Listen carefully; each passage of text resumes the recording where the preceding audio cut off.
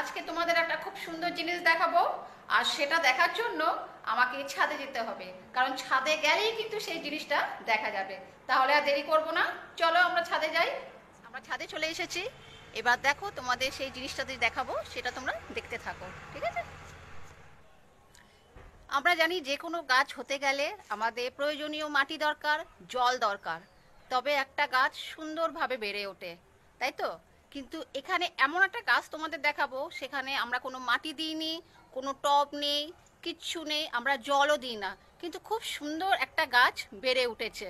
ঠিক আছে, এবার আমরা তো জানি যে একটা সূর্যের আলো থেকে সেই গাছের পাতায় খাবার তৈরি হয়। পাতার মধ্যে একটা ক্লোরোফিল থাকে, সেই ক্লোরোফিলের সাহায্যে পাতার মধ্যে খাওয়া তৈরি হয়, আর সেই পাতাটাকে রান্নাঘর বলে, আমরা সবই জানি। কিন্তু গাছটা এত সুন্দরভাবে বড় হয়েছে, সেটাই আমি তোমাদের কাছে দেখাবো। তো তোমরা সেটা দেখতে থাকো। দেখো বন্ধু, এই সেই গাছ, মোরগ ফুল গাছ। দেখেছো কি সুন্দর ফুল হয়েছে? দেখো কত ফুল ফুটেছে। দেখো বন্ধু, কি সুন্দর ফুলটা দেখতে পাচ্ছ? দেখো কত ফুল ফুটেছে। দেখো, এই দেখো গাছের গোড়া, দেখো